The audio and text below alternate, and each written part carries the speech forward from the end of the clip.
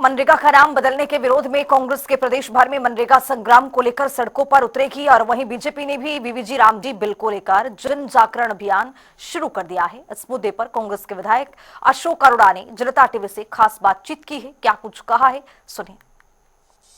मनरेगा का नाम अब बदलकर वीबीजी रामजी कर दिया गया है और इस मुद्दे को लेकर कांग्रेस पार्टी अब सड़कों पर उतरने जा रही है। तमाम कार्यक्रमों के जरिए लोगों के बीच में जाएगी। हालांकि दूसरी तरफ भारतीय जनता पार्टी ने भी इस मामले में जो नया कानून है उसको लेकर जन जागरण अभियान शुरू किया है। मेरे साथ पूर्व कैबिनेट मंत्री और कांग्रेस के वरिष्ठ नेता अशोक अरोड़ा जी हैं। अरोड़ा साहब से बात करेंगे कांग्रेस की इस मुद्दे पर क्या रणनीति बनी है। अरोड़ा साहब, कांग्रेस की एक बड़ी बैठक हुई, उस बैठक में चर्चा की गई कि किस तरीके से इस मुद्दे पर लोगों के बीच में जाना है। कई कार्यक्रम तय किए गए। क्यों लगता है कांग्रेस पार्टी को कि इस मुद्दे पर लोगों के बीच में जाने की आपको जरूरत है? बात मनरेगा के नाम बदलने तक सीमित नहीं है जी। ये मनरेगा स्कीम को ही खत्म कर दिया लोगों ने।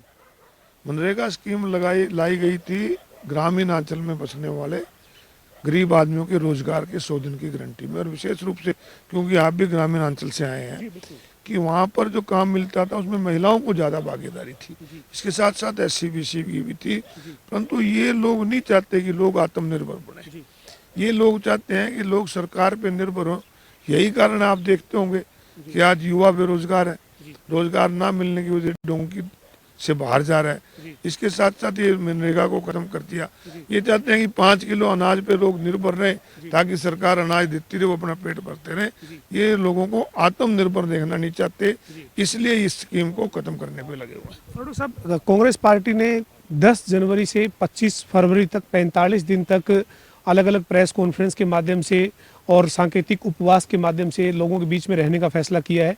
लेकिन भारतीय जनता पार्टी के संगठन के नेता हों या फिर हरियाणा सरकार में मुख्यमंत्री हों, मंत्री हों, वो ये कहते हैं कि कांग्रेस के राज में जब यूपीए की सरकार थी तब इस मनरेगा में बड़ी धांधली हुई थी। 2013 की कैग की रिपोर्ट के मुताबिक बड़ा घोटाला जो है वो मनरेगा के जरिए हुआ था। तो उनका ये दावा है कि इस तरीके के जो घोटाले होते रहे उन सब चीज़ों पर रोक लगेगी और पारदर्शिता जो है वो नई योजना के तहत इस योजना में मिलेगी लोगों को। मैंने मुख्यमंत्री जी का बयान सुना था। मुख्यमंत्री जी कह रहे थे कि JCB की मशीनें खड़ी रहती थी, खड्डे भर दिए जाते थे, भ्रष्टाचार बहुत हुआ। मुझे बड़ी हैरानी हुई, 11 साल से ये सत्ता में है लोग। अगर उसमें भ्रष्टाचार हुआ है तो उनके खिलाफ कार्रवाई करें, भ्रष्टाचार को खत्म करें, ना कि मनरेगा को खत्म करें। भ्रष्टाचार खत्म करना सबकी जिम्मेवारी है, परंतु उसके जरिए आप मनरेगा को ही खत्म कर रहे हो, लोगों को रोजगार ही छीन रहे हो। मुख्यमंत्री जी को कम से कम ये भी बताना चाहिए था कि मुख्यमंत्री जी के समय में 8 लाख लोगों ने अप्लाई किया और 2100 लोगों को मिला, और ऐसे समय में जबकि सारा पैसा केंद्र सरकार ने देना था और अब तो 40% पैसा स्टेट गवर्नमेंट देगी, तो कैसे रोजगार दे पाएंगे लोग? अरोड़ा साहब कह रहे हैं, सरकार कह रही है, मुख्यमंत्री कह रहे हैं कि विपक्ष जो है वो गरीब का भला नहीं चाहती, इसलिए दुष्प्रचार करने में जुटे हैं। आपकी पार्टी के नेता कह रहे हैं कि ये कानून जो है वो वापस होना चाहिए, जैसे 3 कृषि कानून वापस लिए गए थे। और जो सरकार के मंत्री हैं वो ये कहते हैं कि कांग्रेस चाहती नहीं गरीब आदमी का भला हो जाए। गरीब आदमी का भला ये लोग कहाँ चाहते हैं? तो 5 किलो अनाज तक सीमित रखना चाहते हैं।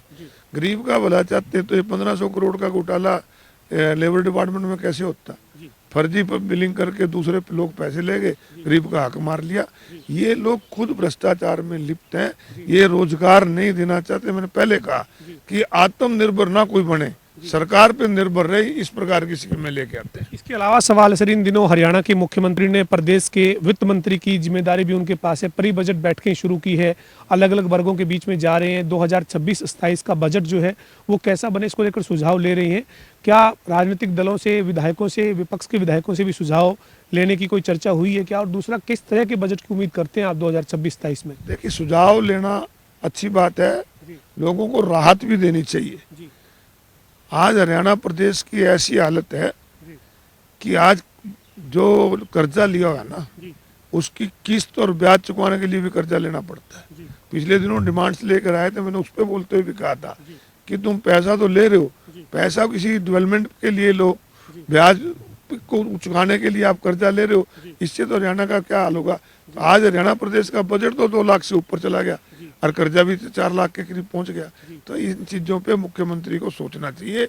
जो गैर जरूरी खर्चे हैं उन पे रोक लगाना चाहिए, कैपिटल एक्सपेंडिचर बढ़ाना चाहिए ताकि डेवलपमेंट हो। जी, बहुत बहुत शुक्रिया सर हमारे साथ बातचीत करने के लिए। हमारे साथ कांग्रेस के वरिष्ठ नेता और पूर्व मंत्री अशोक अरोड़ा थे, जो कह रहे हैं कि मनरेगा का नाम बदलने से ऐतराज नहीं है, बल्कि इस योजना के तहत जिस तरीके से इसमें बदलाव किए गए हैं, गरीब आदमी को जो पहले इसका फायदा होता था वो फायदा अब गरीब आदमी को नहीं होगा, इसीलिए कांग्रेस पार्टी इसका विरोध कर रही है। इसके साथ ही 2026-27 के बजट को लेकर भी अशोक अरोड़ा का ये कहना है कि बजट जो है वो जनता के हित का होना चाहिए, लेकिन हरियाणा पे जो बढ़ा हुआ कर्ज है उस पर भी अशोक अरोड़ा ने चिंता व्यक्त की है।